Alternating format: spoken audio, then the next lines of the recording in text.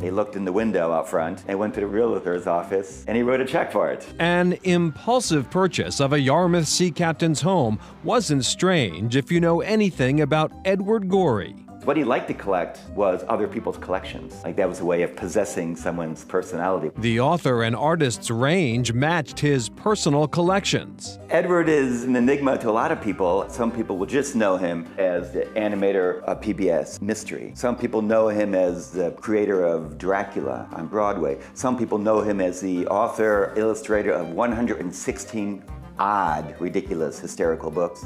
Born in Chicago in 1925, academia brought him to Massachusetts. And he settled on Harvard.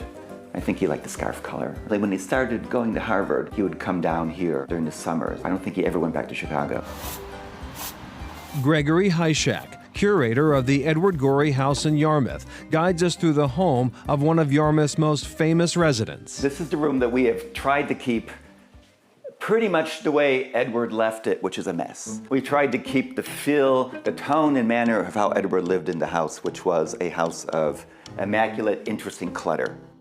On display, Gorey's fur coat, items he bought from Cape Cod estate sales, and weaved in through the house, scavenger hunt clues related to Gorey's book, The Gashley Crumb Tinies. A is for Amy, who fell down the stairs. G is for George, smothered under a rug. Unfortunate children who meet a bad end.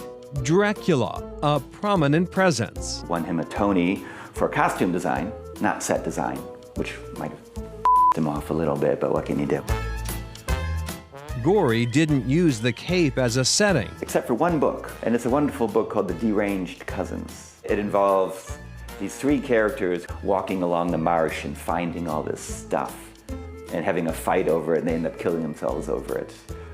It's quite a wonderful book. Gorey collected 25,000 books over the years, some of them bought at the bookshop steps from his Yarmouth house. He would straighten books. He'd be sitting on the floor looking at books. He spent hours. He would talk to the lady that used to work here. They were great friends. They would regale about soap operas. Sarah Romano's father, Ben Muse, opened Parnassus Book Service in 1960. Like Edward Gorey, Muse made an impulse purchase. We were moving to Virginia. It was all set.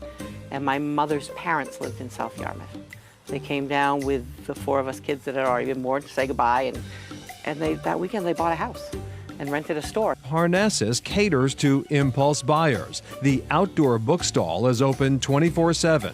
After-hours purchases based on the honor system. It's a slot in the door. You just throw the money in there. From the Kennedys to the classics, Cape Cod to catastrophes, politics to poetry, fiction to first editions, Parnassus has something for everyone. I'm looking for Hungarian folk art.